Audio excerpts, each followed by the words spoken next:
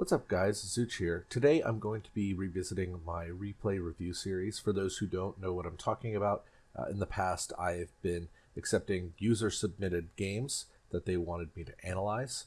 I would point out their faults and foibles and also their good plays and discuss maybe different things that they could have done to lead to a victory, or at least not so much a crushing defeat. Today I'm going to be doing that with Duelyst. And his opponent, as always, is going to be anonymous. So let's see what happens. It looks like he's on the double bacon with cheese deck that seems to be quite popular right now. So what would I mulligan out of this hand? This hand seems pretty good, if I'm going to be completely frank. The only card you might consider is Saberspine Seal, because it's more of a, end game card, but I kind of foresee us playing Spelljammer turn one regardless, and we can use the Saberspine Seal to clear off whatever threat he plays in sort of a way that pumps our Chakri and does some other stuff. Blood Rage Mask might be... I like Blood Rage Mask with this hand because you're going to be drawing a lot of cards and you could get a lot of damage in quickly. I probably wouldn't equip this turn one unless there was I would definitely... There's absolutely, in my opinion, no reason to throw away the Spelljammer there. You want to land it as early as possible to keep your hand fully stocked, and you can do it turn one. So, yeah, I think I would probably have kept that. Okay. Ooze comes down. All right. So what do we do from here? Unfortunately, Ooze is kind of annoying. You can do a couple things, I think. You could put the Chakri here, juxtaposition, and then mirror meld. Or I guess you could Chakri, mirror meld, and then juxtaposition. You'd have a 3/4 Chakri that could then pick off the Ooze without getting a second Shadow Creep token out of it. I might throw away the Blood Rage Mask, personally, especially since you've got Four Winds Magi in your hand. But let's see what he does. Okay, that's fine too. I wouldn't fault anyone for throwing that away. Okay. Interesting. I like this move. If you're not going to take this mana tile, I really like this positioning because it spreads out your forces, which is fine. If your plan is to Jux next turn, then you've put his dude in the far corner, as opposed to like dropping your guy right here. So I think I'm pretty happy with that. The only problem is that you don't really lend yourself to getting one of these mana springs unless you definitely juxtaposition, which again is fine, but we'll see what happens. Uh-oh. Yeah, that was the one issue with putting your guy here and then moving here, is that you do probably see this mana tile because the battle pet is likely going to move 2 spaces forward. The only problem that results in is he can now play like a 4-drop, whereas before he could have just played a 3-drop and a 1-drop. But let's see what happens if we're punished or anything.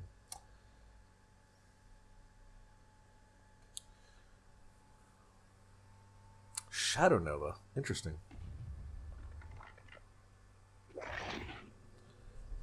Okay. So you threw away the Lantern Fox, and I almost certainly would not have done that. For the sole reason being, there's no... I mean, it's a great turn to play. Like, you have 4 mana. Now you don't have anything to do. I guess you could move your guy here in the corner, juxtaposition this, Phoenix Fire, and then Mirror Meld. Or you don't even have to Phoenix Fire the Ooze. You could just Phoenix Fire the opponent if you really want to. But I think that there's probably no reason that I would have gotten rid of that Lantern Fox. You could have done a lot of this with the exact same... I mean, you could have just put Fox here, juxtapositioned these two, then also cast Mirror Meld, right? So, I don't know. It seems like you gave away one of your more powerful creatures early in the game for a spin at something. Like if he had drawn a 4 Winds, or let's say another Heaven's Eclipse here, then your only play is Mirror Meld and or Jux, which seems sort of lackluster at this point in the game. But alright, so before I Mirror Meld, I think I would move my Chakri to the corner and Jux there. because that leaves this ooze in the corner just sort of not doing anything. If you mirror meld first, then I don't know. I also think if your plan is to mirror meld and just Phoenix Fire the ooze and not bother with Jux, that's also fine, but I would probably Phoenix Fire first so that your newly spawned Chakra doesn't accidentally end up with the Shadow Nova space beneath it. What happens? All right, mirror meld. Yeah, see, so you've created a scenario where you might inadvertently end up with a Shadow Creep under here.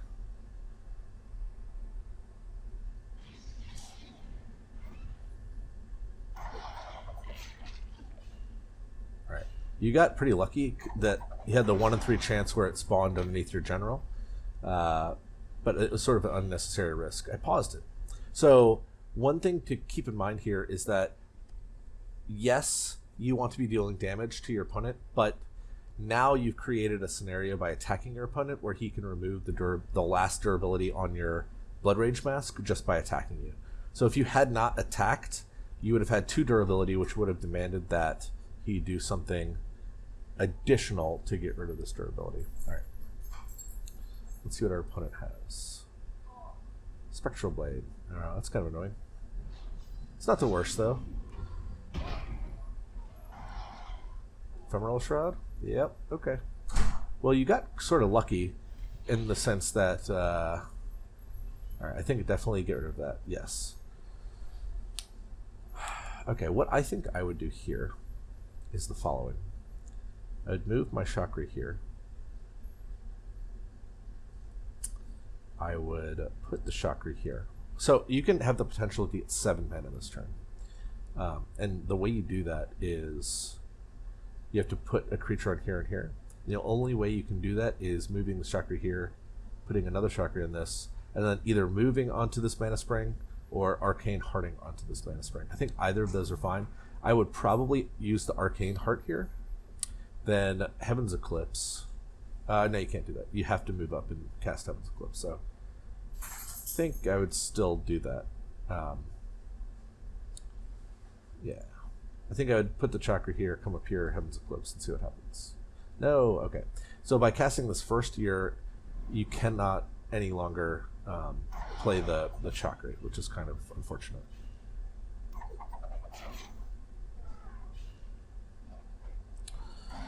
Alright, one thing to note here too is that you could have gotten rid of his Spectral Blade by just casting another spell.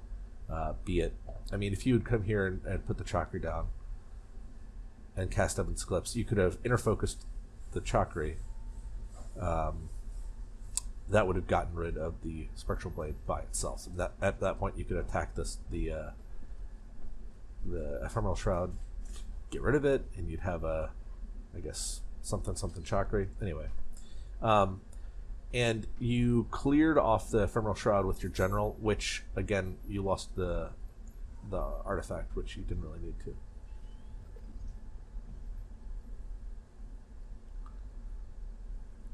All right, Abyssal Juggernaut comes down.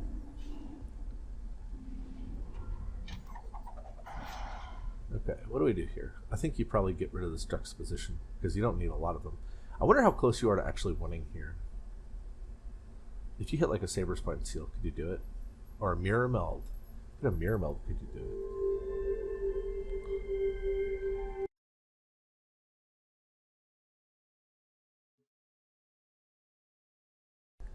Alright, let's see what you do. Right, I think your first thing is definitely get rid of one of these. Okay, good. So what do you got? This thing is pretty frightening. Alright, I'm letting it go a little bit too fast. What I think I would do... Alright, what I think I would have done here is the following. I would have put Tuskboar here. Let's see how to do this.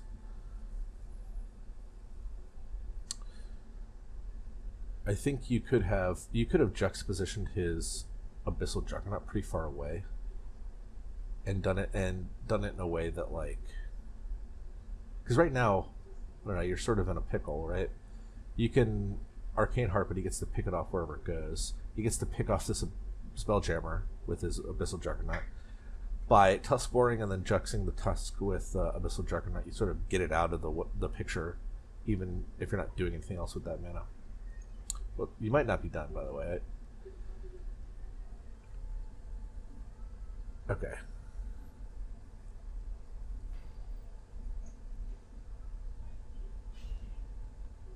Okay.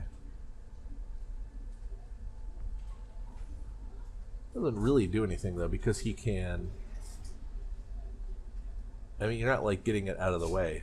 It still can kill literally everything, and if he kills this, then he can just attack you just the same, right?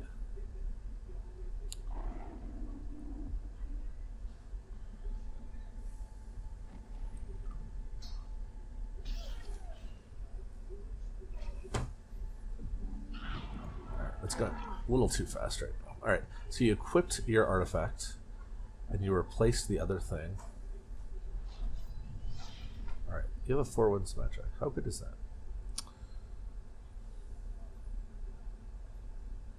What do we do here? What do we do here? You can't quite kill anything, which is sort of annoying. I would probably Heaven's Eclipse first to see what I get, instead of playing this 4-1 smash check. Alright.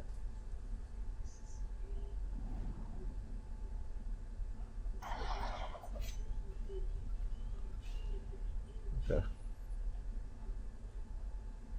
So you can't, if you make an Arcane Heart here, you lose the game. I think you lose the game anyway, because he's gonna be able to yeah, okay, you can't make an Arcane Heart here, because if you do, you lose the game, because he Abyssal Scars the Heartseeker and then attacks you with 2 9-power creatures. Before, he couldn't quite do that because he would have had to, his General and his Abyssal Juggernaut would have had to have been on the same spot.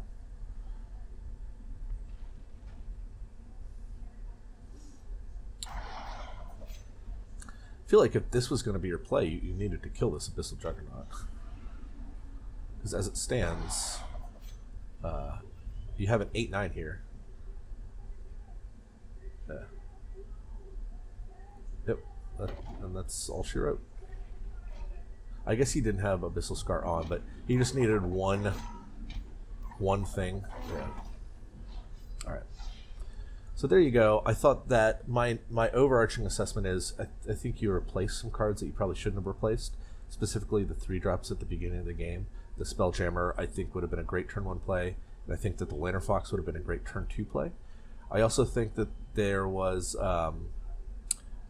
you sort of got aggressive with that Mirror Meld at the beginning, which was fine, but I think I would have tried to have gotten, I wouldn't have Phoenix fired the Ooze necessarily. You could have juxed it into the corner and had 2 big Chakris right next to him, and then Phoenix fired his face, and then all of a sudden you've got, you know, some 3/5s right next to his General, or 4/5s, sorry.